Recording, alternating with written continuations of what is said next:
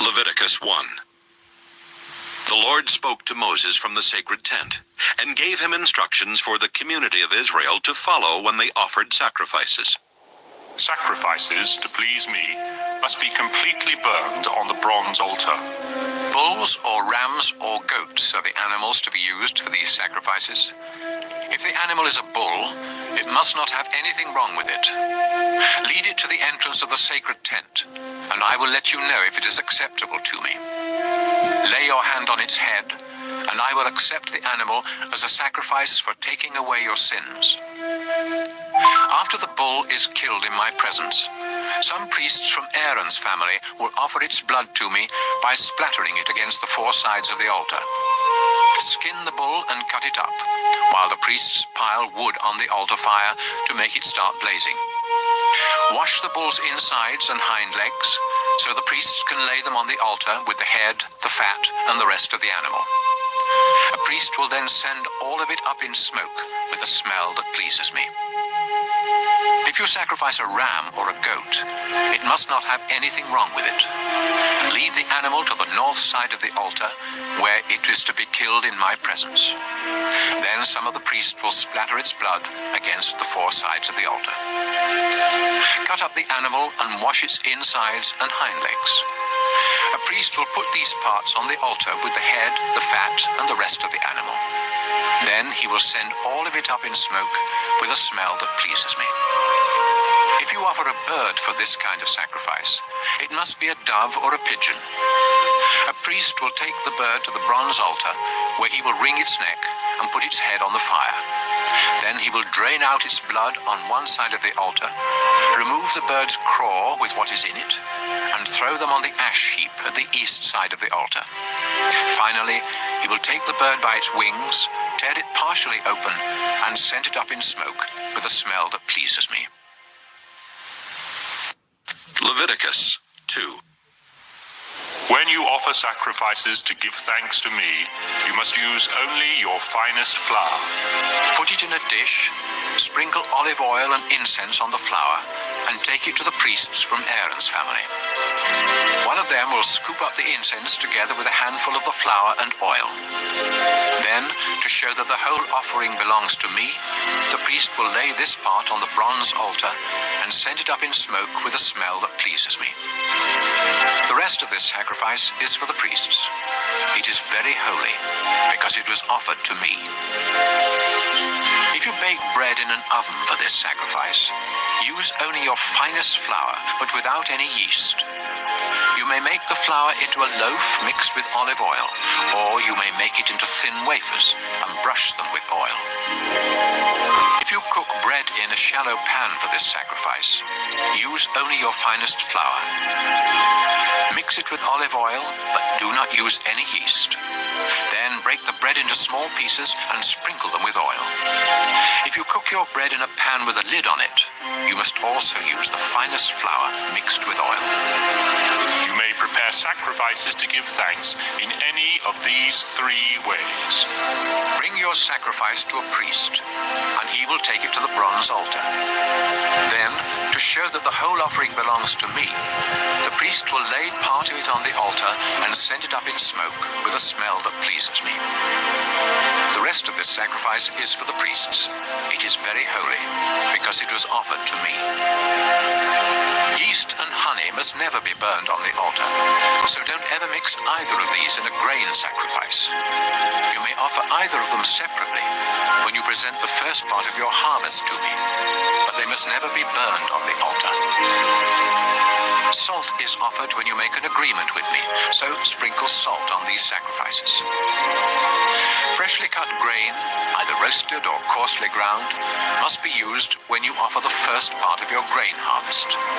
You must mix in some olive oil and put incense on top, because this is a grain sacrifice. A priest will sprinkle all of the incense and some of the grain and oil on the altar and send them up in smoke to show that the whole offering belongs to me. Leviticus 3. When you offer sacrifices to ask my blessing, you may offer either a bull or a cow, but there must be nothing wrong with the animal. Lead it to the entrance of the sacred tent, Lay your hand on its head and have it killed there. A priest from Aaron's family will splatter its blood against the four sides of the altar. Offer all of the fat on the animal's insides, as well as the lower part of the liver and the two kidneys with their fat. Some of the priests will lay these pieces on the altar and send them up in smoke with a smell that pleases me, together with the sacrifice that is offered to please me. Instead of a bull or a cow, you may offer any sheep or goat that has nothing wrong with it. If you offer a sheep, you must present it to me at the entrance to the sacred tent. Lay your hand on its head and have it killed there. A priest will then splatter its blood against the four sides of the altar. Offer the fat on the tailbone, and the insides, as well as the lower part of the liver and the two kidneys with their fat. One of the priests will lay these pieces on the altar and send them up in smoke as a food offering for me. If you offer a goat, you must also present it to me at the entrance to the sacred tent. Lay your hand on its head and have it killed there. A priest will then splatter its blood against the four sides of the altar.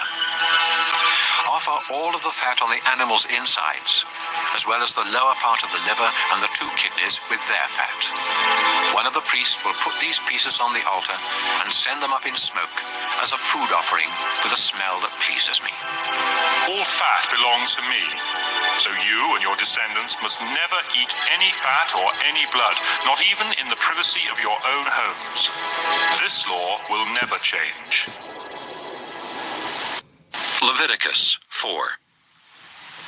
The Lord told Moses to say to the community of Israel, Offer a sacrifice to ask forgiveness when you sin by accidentally doing something I have told you not to do. When the high priest sins, he makes everyone else guilty too. And so he must sacrifice a young bull that has nothing wrong with it. The priest will lead the bull to the entrance of the sacred tent, lay his hand on its head and kill it there. He will take a bowl of the blood inside the tent, dip a finger in the blood, and sprinkle some of it 7 times towards the sacred chest behind the curtain. Then, in my presence, he will smear some of the blood on each of the 4 corners of the incense altar, before pouring out the rest at the foot of the bronze altar near the entrance to the tent. The priest will remove the fat from the bull, just as he does when he sacrifices a bull to ask my blessing. This includes the fat on the insides, as well as the lower part of the liver and the 2 kidneys with their fat. He will then send it all up in smoke. The skin and flesh of the bull, together with its legs, insides, and the food still in its stomach, are to be taken outside the camp and burned on a wood fire near the ash heap. When the nation of Israel disobeys me without meaning to, the whole nation is still guilty. Once you realize what has happened, you must sacrifice a young bull to ask my forgiveness. Lead the bull to the entrance of the sacred tent, where your tribal leaders will lay their hands on its head before having it killed in my presence. The priest will take a bowl of the animal's blood inside the sacred tent, dip a finger in the blood, and sprinkle some of it 7 times towards the sacred chest behind the curtain. Then, in my presence, he must smear some of the blood on each of the 4 corners of the incense altar, before pouring out the rest at the foot of the bronze altar near the entrance to the tent. After this, the priest will remove the fat from the bull and send it up in smoke on the altar. Finally, he will burn its remains outside the camp, just as he did with the other bull. By this sacrifice, the sin of the whole nation will be forgiven. Any tribal leader who disobeys me without meaning to is still guilty. As soon as the leader realizes what has happened, he must sacrifice a goat that has nothing wrong with it. This is a sacrifice for sin. So he will lay his hand on the animal's head before having it killed in my presence at the north side of the bronze altar. The priest will dip a finger in the blood, smear some of it on each of the 4 corners of the altar, and pour out the rest at the foot of the altar. Then he must send all of the fat up in smoke, just as he does when a sacrifice is offered to ask my blessing. By this sacrifice, the leader's sin will be forgiven. When any of you ordinary people disobey me without meaning to, you are still guilty. As soon as you realize what you have done, you must sacrifice a female goat that has nothing wrong with it. Lead the goat to the north side of the bronze altar and lay your hand on its head before having it killed. Then a priest will dip a finger in the blood. He will smear some of it on each of the four corners of the altar and pour out the rest at the foot of the altar. After this, the priest will remove all of the fat, just as he does when an animal is sacrificed to ask my blessing. The priest will then send the fat up in smoke with a smell that pleases me. This animal is sacrificed so that I will forgive you ordinary people when you sin. If you offer a lamb instead of a goat as a sacrifice for sin, it must be a female that has nothing wrong with it. Lead the lamb to the altar and lay your hand on its head before having it killed. The priest will dip a finger in the blood, smear some of it on each of the four corners of the altar, and pour out the rest at the foot of the altar. After this, all of the fat must be removed, just as when an animal is sacrificed to ask my blessing. Then the priest will send it up in smoke to me, together with a food offering, and your sin will be forgiven. Leviticus 5. If you refuse to testify in court about something you saw or know has happened, you have sinned and can be punished. You are guilty and unfit to worship me if you accidentally touch the dead body of any kind of unclean animal. You are guilty if you find out that you have accidentally touched any waste that comes from a human body. You are guilty the moment you realize that you have made a hasty promise to do something good or bad. As soon as you discover that you have committed any of these sins, you must confess what you have done. Then you must bring a female sheep or goat to me as the price for your sin. A priest will sacrifice the animal, and you will be forgiven. If you are poor and cannot afford to bring an animal, you may bring 2 doves or 2 pigeons. One of these will be a sacrifice to ask my forgiveness, and the other will be a sacrifice to please me. Give both birds to the priest, who will offer one as a sacrifice to ask my forgiveness. He will wring its neck without tearing off its head, splatter some of its blood on one side of the bronze altar, and drain out the rest at the foot of the altar. Then he will follow the proper rules for offering the other bird as a sacrifice to please me. You will be forgiven when the priest offers these sacrifices as the price for your sin. If you are so poor that you cannot afford doves or pigeons, you may bring 2 pounds of your finest flour.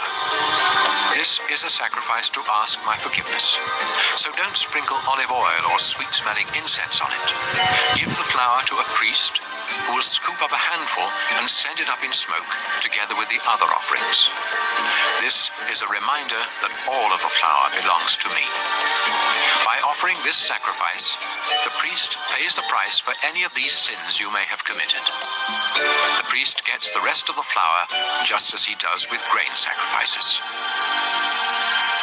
The Lord told Moses what the people must do to make things right when they find out they have cheated the Lord without meaning to. If this happens, you must either sacrifice a ram that has nothing wrong with it, or else pay the price of a ram with the official money used by the priests. In addition, you must pay what you owe, plus a fine of 20%. Then the priest will offer the ram as a sacrifice to make things right, and you will be forgiven. If you break any of my commands without meaning to, you are still guilty and you can be punished.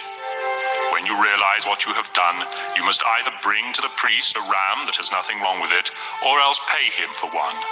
The priest will then offer it as a sacrifice to make things right, and you will be forgiven. Leviticus 6. The Lord told Moses what the people must do when they commit other sins against the Lord. You have sinned if you rob or cheat someone, if you keep back money or valuables left in your care, or if you find something and claim not to have it. When this happens, you must return what doesn't belong to you and pay the owner a fine of 20%. In addition, you must either bring to the priest a ram that has nothing wrong with it, or else pay him for one. The priest will then offer it as a sacrifice to make things right, and you will be forgiven for what you did wrong. The Lord told Moses to tell Aaron and his sons how to offer the daily sacrifices that are sent up in smoke to please the Lord. You must put the animal for the sacrifice on the altar in the evening and let it stay till night. Make sure the fire keeps burning. The next morning you will dress in your priestly clothes, including your linen underwear. Then clean away the sacrifices and pile them beside the altar. Change into your everyday clothes. Take the ashes outside the camp and pile them in a special place. Fire and go out. Put wood on it each. For this, you are to lay a hand on the altar next to the fat that you sacrifice. Ask my blessing. Then always be kept burning. It must never go out. When someone offers a sacrifice to give thanks to me, the priest must bring in one of them a handful of the flour and oil, together with all the incense on it. Then, to show that the whole offering belongs to me, will be on the altar and set it up in smoke with a smell that pleases me. The rest of it is to be baked to eat and eaten by the priests in the sacred courtyard of the sacred tent. This bread is very holy, just like the sin of making things right. And given this part to the priests from what is offered from the altar. Only men in Aaron's family are bread, and they must go through a ceremony to be made holy before they eat. The Lord spoke to Moses and told him what sacrifices the priest must offer on the morning of the day. It is the same as the regular morning and evening sacrifices. A pound of flour mixed with olive oil and cooked in a shallow pan. The bread must then be crumbled into small pieces and sent up in smoke with the smell that pleases. Each of Aaron's descendants who is ordained as a priest must perform this ceremony and make sure that the bread is completely burned on the altar. None of it may be eaten. The Lord told Moses how the priests from Aaron's family were to offer the sacrifice for sin. This sacrifice is very sacred, and the animal must be killed in my presence at the north side of the bronze altar. The priest who offers this sacrifice must eat it in the sacred courtyard of the sacred tent, and anyone or anything that touches the meat will be holy. If any of the animal's blood is splattered on the clothes of the priest, they must be washed in a holy place. If the meat was cooked in a clay pot, the pot must be destroyed. But if it was cooked in a bronze pot, the pot must be scrubbed and rinsed with water. This sacrifice is very holy, and only the priests may have any part of it. None of the meat may be eaten from the sacrifices for sin that require blood to be brought into the sacred tent. These sacrifices must be completely burned. Leviticus 7. The sacrifice to make things right is very sacred. The animal must be killed in the same place the sacrifice to please me is killed, and the animal's blood must be splattered against the four sides of the bronze altar. Offer all the animal's fat, including the tail and on its insides, as well as the lower part of the liver and the two kidneys with their fat. One of the priests will lay these pieces on the altar and send them up in smoke to me. It's very holy. Only the priests may eat it, and they must eat it in a holy place. The ceremony for this sacrifice and the one for sin are just alike, and the meat may be eaten only by the priest who performs this ceremony of forgiveness. In fact, the priest who offers a sacrifice to please me may keep the skin of the animal, just as he may eat the bread from a sacrifice to give thanks to me. All other grain sacrifices, with olive oil in them, are to be divided equally among the priests of Aaron's family. Here are the instructions for offering a sacrifice to ask my blessing. If you offer it to give thanks, you must offer some bread together with it. Use the finest flour to make 3 kinds of bread without yeast. 2 in the form of loaves mixed with olive oil, and 1 in the form of thin wafers brushed with oil. You must also make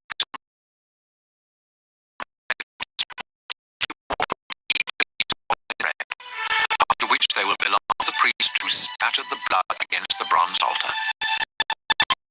When you offer an animal to ask blessing or to thank me, the meat belongs to you. It must be eaten the same day. It is different with the sacrifices you offer me when you make me a promise or voluntarily give me something. The meat from those sacrifices may be kept and eaten each day. What is left must be destroyed. If you eat any after the sacrifice will be useless and unacceptable, and you will be and guilty. Don't eat any of the meat that touches something unclean. Instead, burn it. The rest of the meat may be eaten by anyone who is clean and acceptable to me. But don't eat any of this meat if you have become unclean by touching something unclean from a human or an animal or from any other creature. If you do, you will no longer belong to the community of Israel. The Lord told Moses to say to the people, Don't eat the fat of cattle, sheep, or goats. If one of your animals dies or is killed by some wild animal, you may do anything with its fat except eat it. If you eat the fat of an animal that can be used as a sacrifice to me, you will no longer belong to the community of Israel.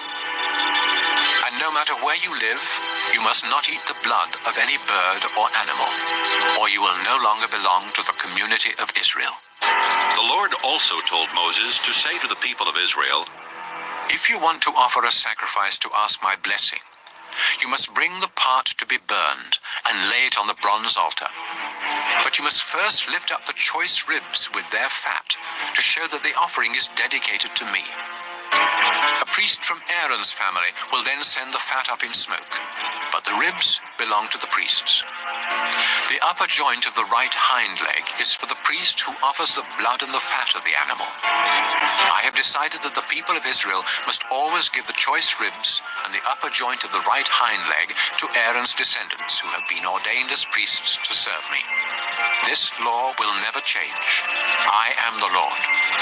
These are the ceremonies for sacrifices to please the Lord, to give him thanks, and to ask his blessing or his forgiveness, as well as the ceremonies for those sacrifices that demand a payment, and for the sacrifices that are offered when priests are ordained. While Moses and the people of Israel were in the desert at Mount Sinai, the Lord commanded them to start offering these sacrifices. Leviticus 8. The Lord said to Moses, Send for Aaron and his sons, as well as their priestly clothes, the oil for ordination, the bull for the sin offering, the 2 rams and a basket of bread made without yeast. Then bring the whole community of Israel together at the entrance to the sacred tent. Moses obeyed the Lord, and when everyone had come together, he said, We are here to follow the Lord's instructions. After Moses told Aaron and his sons to step forward, he had them wash themselves. He put the priestly shirt and robe on Aaron and wrapped the sash around his waist. Then he put the sacred vest on Aaron and fastened it with the finely woven belt. Next, he put on Aaron the sacred breastpiece that was used in learning what the Lord wanted his people to do. He placed the turban on Aaron's head, and on the front of the turban was the narrow strip of thin gold as a sign of his dedication to the Lord.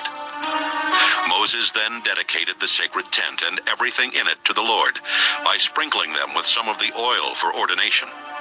He sprinkled the bronze altar 7 times, and he sprinkled its equipment, as well as the large bronze bowl and its base. He also poured some of the oil on Aaron's head to dedicate him to the Lord. At last, Moses dressed Aaron's sons in their shirts, then tied sashes around them and put special caps on them, just as the Lord had commanded. Moses led out the bull that was to be sacrificed for sin, and Aaron and his sons laid their hands on its head. After it was killed, Moses dipped a finger in the blood and smeared some of it on each of the 4 corners of the bronze altar before pouring out the rest at the foot of the altar. This purified the altar and made it a fit place for offering the sacrifice for sin. Moses then took the fat on the bull's insides, as well as the lower part of the liver and the 2 kidneys, with their fat, and sent them up in smoke on the altar fire. Finally, he took the skin and the flesh of the bull, together with the food still in its stomach, and burned them outside the camp, just as the Lord had commanded.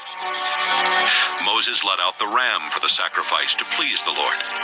After Aaron and his sons had laid their hands on its head, Moses killed the ram and splattered its blood against the 4 sides of the altar. Moses had the animal cut up, and he washed its insides and hind legs. Then he laid the head, the fat, and the rest of the ram on the altar, and sent them up in smoke with a smell that pleased the Lord. All this was done just as the Lord had commanded. Moses led out the ram for the ceremony of ordination.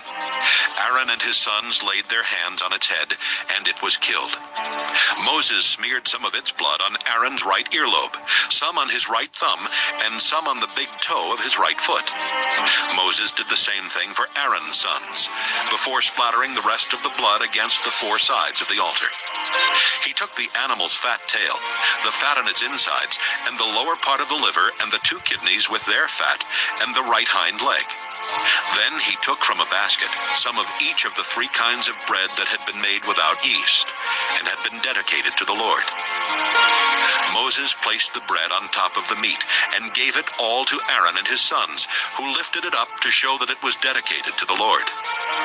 After this, Moses placed it on the fires of the altar, and sent it up in smoke with a smell that pleased the Lord. This was part of the ordination ceremony. Moses lifted up the choice ribs of the ram to show that they were dedicated to the Lord. This was the part that the Lord had said Moses could have.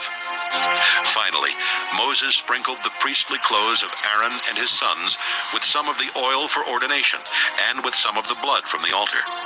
So Aaron and his sons, together with their priestly clothes, were dedicated to the Lord. Moses said to Aaron and his sons, The Lord told me that you must boil this meat at the entrance to the sacred tent, and eat it there with the bread. Burn what is left over, and stay near the entrance to the sacred tent until the ordination ceremony ends 7 days from now. We have obeyed the Lord in everything that has been done today, so that your sins may be forgiven. You told me you must stay near the entrance to the tent for 7 days and nights, or I will die. Aaron and his sons obeyed everything that the Lord had told Moses they must do. Leviticus 9. 8 days later, Moses called together Aaron, his sons, and Israel's leaders. Then he said to Aaron, Find a young bull and a ram that have nothing wrong with them. Offer the bull to the Lord as a sacrifice for sin.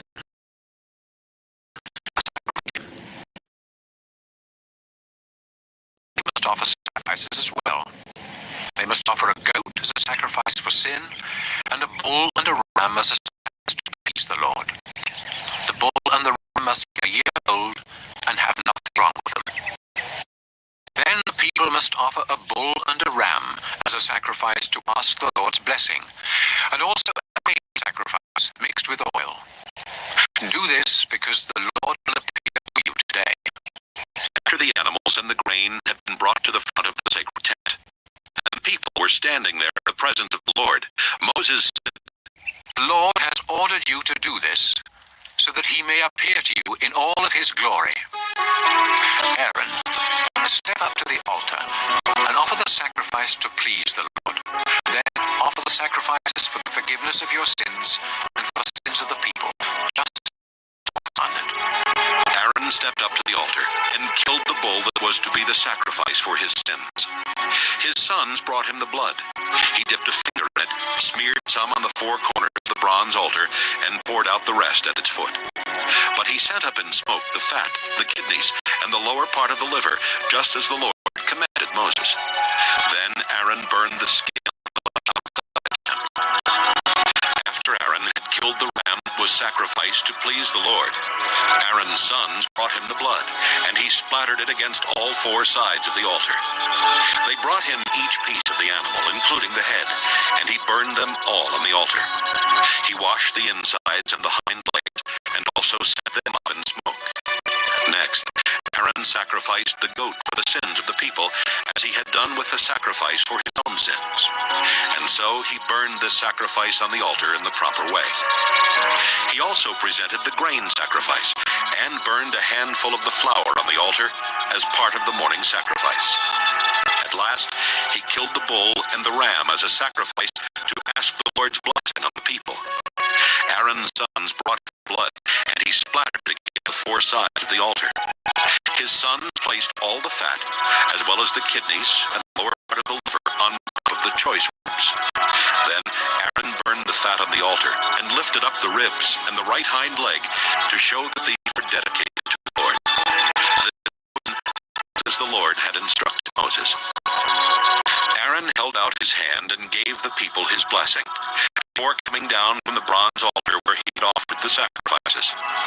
He and Moses went into the sacred tent, and when they came out, they gave the people their blessing. Then the Lord appeared to the people in all his glory. The Lord sent fiery flames, burned up everything on the altar, and when everyone saw this, they shouted and fell to their knees to worship the Lord. Leviticus. Nadab and Abihu were two of Aaron's sons, but they disobeyed the Lord by burning incense to him on a fire pan when they were not supposed to. Suddenly the Lord sent fiery flames and burned them to death.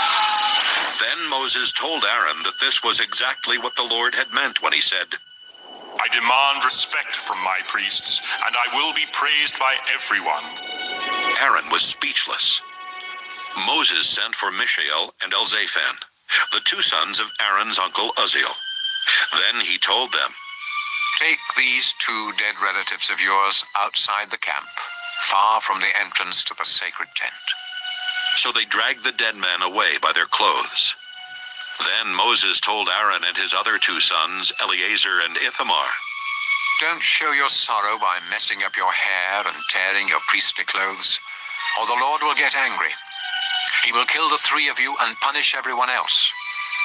It's all right for your relatives, the people of Israel, to mourn for those he destroyed by fire, but you are the Lord's chosen priests, and you must not leave the sacred tent, or you will die. Aaron and his two sons obeyed Moses. The Lord said to Aaron, When you or your sons enter the sacred tent, you must never drink beer or wine. If you do, you will die right there. This law will never change. You must learn the difference between what is holy and what isn't holy, and between the clean and the unclean. You must also teach the people of Israel everything that I commanded Moses to say to them. Moses told Aaron and his two sons, Eleazar and Ithamar, The grain sacrifice that was offered to give thanks to the Lord is very holy. So make bread without yeast from the part that wasn't sent up in smoke, and eat it beside the altar. The Lord has said that this belongs to you and your sons, and that it must be eaten in a holy place. But the choice ribs and the hind leg that were lifted up may be eaten by your entire family, as long as you do so in an acceptable place. These parts are yours from the sacrifices that the people offer to ask the Lord's blessing. This is what the Lord has commanded, and it will never change. When Moses asked around and learned that the ram for the sin sacrifice had already been burned on the altar, he became angry with Eleazar and Ithamar and said, Why didn't you eat the meat from this sacrifice in an acceptable place? It is very holy, and the Lord has given you this sacrifice to remove Israel's sin and guilt. Whenever an animal's blood isn't brought into the sacred tent, I commanded you to eat its meat in an acceptable place, but you burned it instead. Their father Aaron replied, Today 2 of my sons offered the sacrifice for sin and the sacrifice to please the Lord. And look what has happened to me. Would the Lord have approved if I had eaten the sacrifice for sin? Moses was satisfied with Aaron's reply. Leviticus 11. The Lord told Moses and Aaron to say to the community of Israel, You may eat any animal that has divided hoofs, and choose the cud. But you must not eat animals such as camels, rock badgers, and rabbits that chew the cud but don't have divided hooves. And you must not eat pigs, They have divided hooves, but don't chew the cud. All of these animals are unclean, and you are forbidden even to touch their dead bodies. You may eat anything that lives in water and has fins and scales, but it would be disgusting for you to eat anything else that lives in water, and you must not even touch their dead bodies. Eagles, vultures, buzzards, crows, ostriches, hawks, seagulls, owls, pelicans, storks, herons, hoopoes, and bats are also disgusting, and you are forbidden to eat any of them. The only winged insects you may eat are locusts, grasshoppers, and crickets. All other winged insects that crawl are too disgusting for you to eat. Don't even touch the dead bodies of animals that have divided hooves, but don't chew the cud. And don't touch the dead bodies of animals that have paws. If you do, you must wash your clothes, but you are still unclean until evening. Moles, rats, mice, and all kinds of lizards are unclean. Anyone who touches their dead bodies, or anything touched by their dead bodies, becomes unclean until evening. If something made of wood, cloth, or leather touches one of their dead bodies, it must be washed, but it is still unclean until evening. If any of these animals is found dead in a clay pot, the pot must be broken to pieces, and everything in it becomes unclean. If you pour water from this pot on any food, that food becomes unclean, and anything drinkable in the pot becomes unclean. If the dead body of one of these animals touches anything else, including ovens and stoves, that thing becomes unclean and must be destroyed. A spring or a cistern where one of these dead animals is found is still clean, but anyone who touches the animal becomes unclean. If the dead body of one of these animals is found lying on seeds that have been set aside for planting, the seeds remain clean, but seeds that are soaking in water become unclean if the dead animal is found in the water. If an animal that may be eaten happens to die and you touch it, you become unclean until evening. If you eat any of its meat or carry its body away, you must wash your clothes, but you are still unclean until evening. Don't eat any of those disgusting little creatures that crawl or walk close to the ground. If you eat any of them, you will become just as disgusting and unclean as they are. I am the Lord your God, and you must dedicate yourself to me and be holy, just as I am holy. Don't become disgusting by eating any of these unclean creatures. I brought you out of Egypt so that I could be your God. Now you must become holy because I am holy. I have given these laws so that you will know what animals, birds, and fish are clean and may be eaten, and which ones are unclean and may not be eaten. Leviticus 12. The Lord told Moses to say to the community of Israel, If a woman gives birth to a son, she is unclean for 7 days, just as she is during her monthly period. Her son must be circumcised on the 8th day, but her loss of blood keeps her from being completely clean for another 33 days. During this time, she must not touch anything holy or go to the place of worship. Any woman who gives birth to a daughter is unclean for 2 weeks, just as she is during her period. And she won't be completely clean for another 66 days. When the mother has completed her time of cleansing, she must come to the front of the sacred tent and bring to the priest a year-old lamb as a sacrifice to please me, and a dove or a pigeon as a sacrifice for sin. After the priest offers the sacrifices to me, the mother will become completely clean from her loss of blood, whether her child is a boy or a girl. If she cannot afford a lamb, she can offer 2 doves or 2 pigeons, one as a sacrifice to please me, and the other as a sacrifice for sin. Leviticus 13. The Lord told Moses and Aaron to say to the people, If sores or boils or a skin rash should break out and start spreading on your body, you must be brought to Aaron or one of the other priests. If the priest discovers that the hair in the infected area has turned white, and that the infection seems more than skin deep, he will say, This is leprosy. You are unclean. But if the infected area is white and only skin deep, and if the hair in it hasn't turned white, the priest will order you to stay away from everyone else for 7 days. If the disease hasn't spread by that time, he will order you to stay away from everyone else for another 7 days. Then, if the disease hasn't gotten any worse or spread, the priest will say, "You are clean. It was only a sore. After you wash your clothes, you may go home." However, if the disease comes back, you must return to the priest. If it is discovered that the disease has started spreading, he will say, "This is leprosy. You are unclean." Any of you with a skin disease must be brought to a priest.